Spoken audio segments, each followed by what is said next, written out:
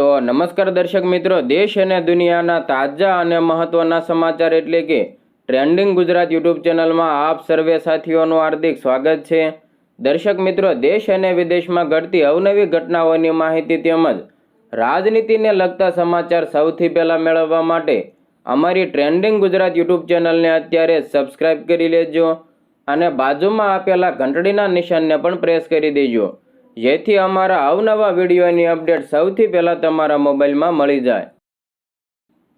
દર્શક મિત્રો, સૌપ્રથમ ખેડૂતલક્ષી સમાચાર ઉપર એક નજર કરવામાં આવે તો આપ સૌ સારી રીતે જાણો છો કે પાછલા કેટલાક દિવસથી ખેડૂતોની મગફળીના ટેકાના ભાવે ખરીદીને લઈને ઓનલાઈન રજીસ્ટ્રી થઈ રહી છે। ત્યારે તમને જણાવી દઈએ કે છેલ્લા કેટલાક દિવસથી અનેક ખેડૂતોના ફોર્મ રદ કરવામાં આવ્યા છે। એવું કહેવામાં આવે છે કે સેટેલાઇટમાં તમારા ખેતરમાં માંડવીનું વાવેતર દેખાતું નથી, એટલે કે મગફળીનું વાવેતર દેખાતું નથી, જેથી કેટલાક ખેડૂતોના ફોર્મ રદ કરવામાં આવ્યા છે। ત્યારે આ બાબતને લઈને હવે આમ આદમી પાર્ટીના ઈસુદાન ગઢવી મેદાનમાં આવ્યા છે। તમને જણાવી દઈએ કે ગુજરાતમાં મગફળીનું વાવેતર કરતા ખેડૂતો માટે રજિસ્ટ્રેશન બાદ સેટેલાઇટ તસવીરમાં મગફળી દેખાતી નથી, જેને કારણે તેમને ટેકાના ભાવ મળવામાં મુશ્કેલી પડે છે અને આ એક પ્રકારનું કૌભાંડ છે તેવું આપના પ્રદેશ પ્રમુખ ઈસુદાન ગઢવીએ સરકાર ઉપર આક્ષેપો કર્યા હતા અને હવે મગફળીના ખેડૂતોના રજિસ્ટ્રેશન મુદ્દે ઈસુદાન ગઢવીએ મોટા કૌભાંડનો ખુલાસો પણ કર્યો છે। તમને જણાવી દઈએ કે ઈસુદાન ગઢવીએ સરકાર ઉપર પ્રહારો કરતા જણાવ્યું કે ભાજપ સરકારે ગુજરાતના ખેડૂતોની મગફળી ન ખરીદવા અને ભાજપના મળતિયાઓ હજારો કરોડો કમાય એ માટે એક કૌભાંડ શરૂ કર્યું છે। ઈ સમૃદ્ધિ પોર્ટલમાં 6 લાખ ખેડૂતોએ રજીસ્ટ્રેશન કર્યું છે અને 80,000 ખેડૂતોને રિજેક્ટ કરવામાં આવ્યા।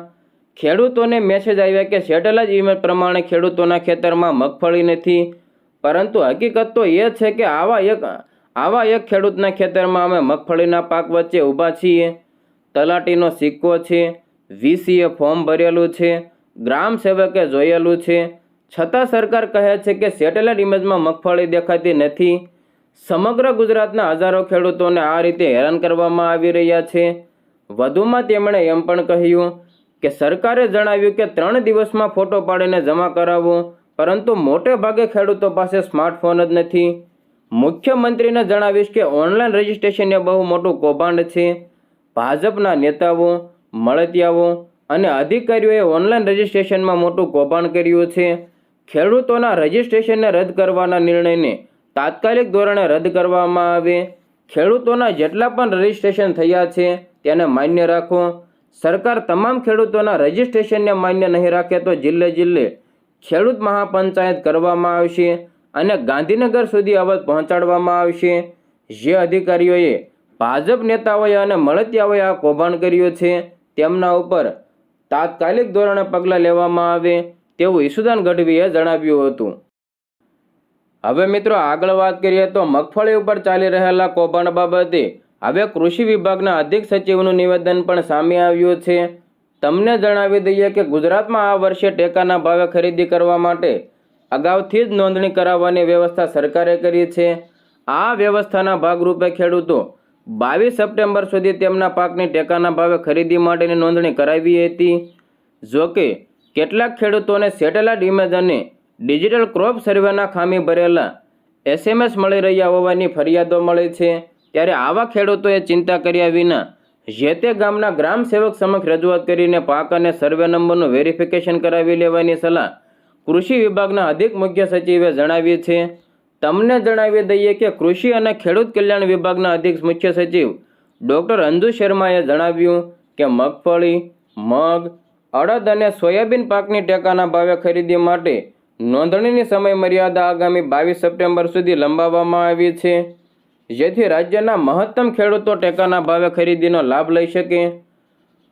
17 સપ્ટેમ્બર સુધીમાં જ રાજ્યના 8.79 લાખથી વધુ ખેડૂતોએ મગફળી માટે, 66,000થી વધુ ખેડૂતોએ સોયાબીન માટે, તો 5,000થી વધુ ખેડૂતોએ અડદ માટે તેમજ 1,100થી વધુ ખેડૂતોએ ટેકાના ભાવે વેચાણ માટે નોંધણી કરાવી છે। અધિક મુખ્ય સચિવ એવા ડૉક્ટર અંજુ શર્માએ જણાવ્યું કે ગત વર્ષની જેમ આ વર્ષે પણ ટેકાના ભાવે વેચાણ માટે ખેડૂતોએ કરાવેલી નોંધણીનું સર્વે નંબર, સેટેલાઇટ ઇમેજ અને ડિજિટલ ક્રોપ સર્વે સાથે સરખામણી કરીને મગફળીના વાવેતરની ચકાસણી કરવામાં આવી રહી છે.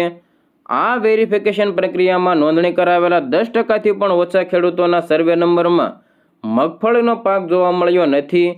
આવા સર્વે નંબર ધરાવતા ખેડૂતોને SMS-ના માધ્યમથી જાણ કરવામાં આવી છે, પરંતુ આ મેસેજથી ખેડૂતોએ ચિંતિત થવાની જરૂર નથી. હવે મિત્રો, ઓનલાઈન ગેમિંગને લઈને ફરી એકવાર મોટી અપડેટ સામે આવી છે. 1 ઓક્ટોબરથી નવા નિયમો લાગુ થવા જઈ રહ્યા છે.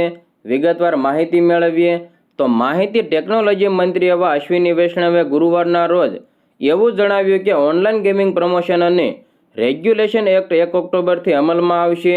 ગયા મહિને સંસદમાં પસાર થયેલો આ કાયદો ઈ સ્પોર્ટ અને અન્ય ઓનલાઈન ગેમ્સને પ્રોત્સાહન આપે છે, તો સાથોસાથ પૈસા આધારિત ઓનલાઈન ગેમિંગના તમામ સ્વરૂપો પર પ્રતિબંધ મૂકે છે.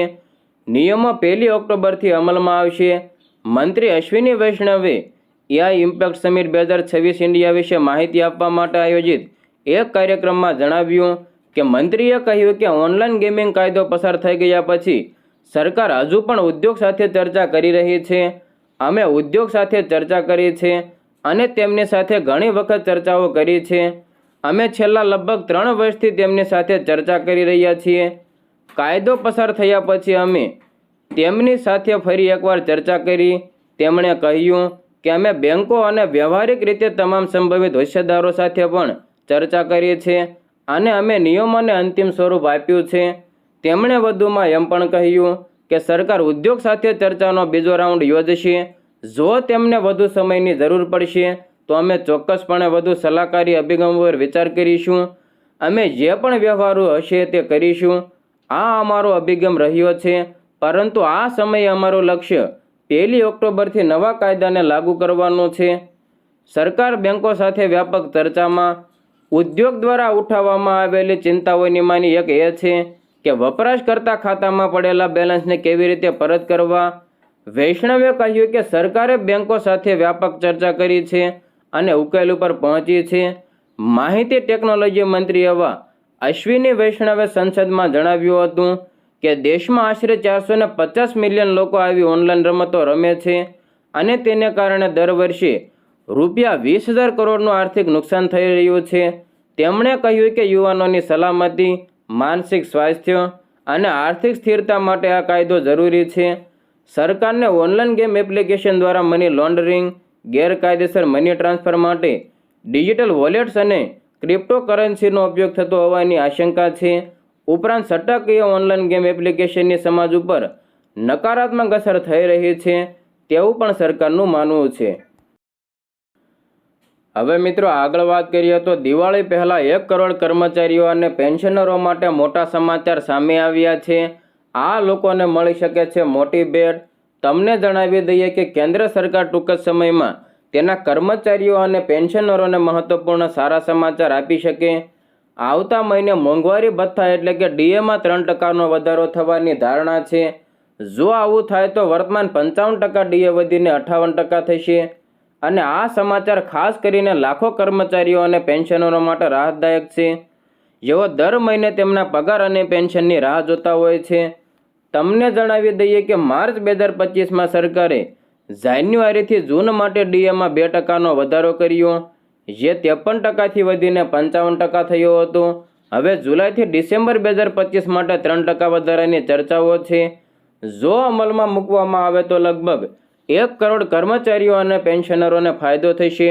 મિત્રો, DAની અસર પગાર અને પેન્શન ઉપર થાય છે કારણ કે તે બેસિક પગારના આધારે નક્કી થાય છે.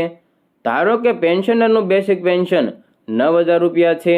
હાલમાં 55% DA ઉપર તેમને ₹4,950 DA તરીકે મળે છે, જેને પરિણામે કુલ પેન્શન ₹13,950 થાય છે. જો DA 58% સુધી વધારવામાં આવે તો DA વધીને ₹5,220 થશે, જેનાથી કુલ પેન્શન ₹14,220 થશે. આનો અર્થ માસિક લાભ ₹270 થશે. જો કોઈ કર્મચારીની બેસિક સેલેરી ₹18,000 હોય તો 55% DA ઉપર તેમને ₹9,900 DA તરીકે મળે છે, જેનાથી તેમનો કુલ પગાર ₹27,900 જાય છે. જોકે 58% DA સાથે ₹10,440 થશે, જેમનાથી તેમનો કુલ પગાર ₹28,440 રૂપિયા થશે। આનો અર્થ દર મહિને વધારાના 540 રૂપિયા મળશે।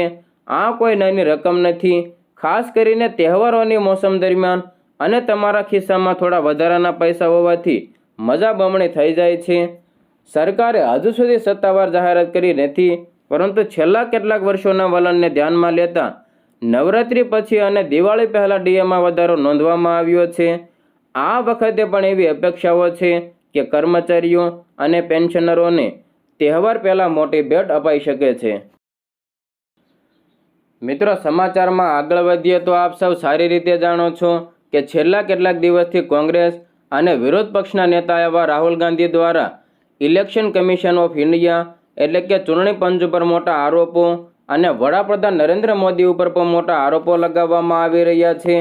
વોટ ચોરીના જે આરોપો લગાવવામાં આવી રહ્યા છે, મિત્રો, ચૂંટણી પંચ ઉપર વોટ ચોરીના આક્ષેપો કરી એટમ બોમ્બ ફોડનાર કોંગ્રેસ નેતા રાહુલ ગાંધીએ ગુરુવારના રોજ સીધા જ મુખ્ય ચૂંટણી કમિશનર જ્ઞાનેશ કુમાર ઉપર દેશમાં લોકતંત્રનો નાશ કરનારા અને વોટ ચોરોને છાવરવાનો આક્ષેપ કર્યો છે।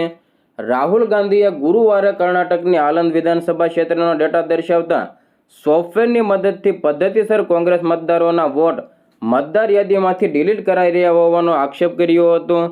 આ સાથે તેમણે સ્પષ્ટતા કરી હતી કે આ હાઇડ્રોજન બોમ્બ નથી, તે તો હજુ બાકી છે। રાહુલ ગાંધીએ એમ પણ કહ્યું કે તેમની પાસેના પુરાવા જાહેર થયા પછી વડાપ્રધાન મોદી દેશને મોં બતાવી શકશે નહીં।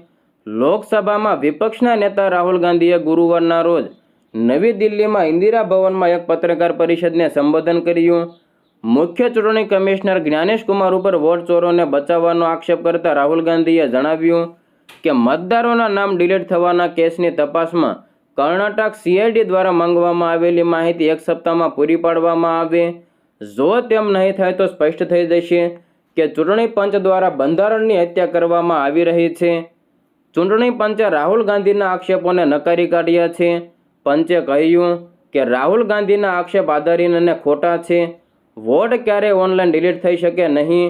વધુમાં વધુ રાહુલ ગાંધી સમજે છે તે રીતે સામાન્ય માણસ આવું કરી શકે નહીં। ચૂંટણી પંચે એમ પણ કહ્યું કે વોટ ડિલીટ કરતા પહેલા અસરગ્રસ્ત વ્યક્તિને પોતાનો પક્ષ રજૂ કરવાની તક અપાય છે। 2023માં આલંદમાં વોટ ડિલીટ કરવાનો નિષ્ફળ પ્રયાસ થયો હતો। આ મામલે ચૂંટણી પંચે જ FIR નોંધાવી હતી। ચૂંટણી પંચના રેકોર્ડ મુજબ આલંદ વિધાનસભા બેઠક 2018માં ભાજપ અને 2023માં કોંગ્રેસે જીતી હતી। રાહુલ ગાંધીએ જણાવ્યું કે મતદાર યાદીમાં ચેડા છેલ્લા 10 અને 15 વર્ષથી થઈ રહ્યા છે। ભારતના લોકતંત્રને હાઈજેક કરી લેવાયું છે। લોકસભામાં વિપક્ષના નેતા તરીકે હું માત્ર સત્ય બહાર લાવી શકું છું। લોકતંત્રને માત્ર ભારતની જનતા જ બચાવી શકશે। લોકોને ખ્યાલ આવશે કે લોકતંત્ર અને બંધારણની ચોરી થઈ ગઈ છે, એટલે મારું કામ પૂર્ણ થઈ જશે।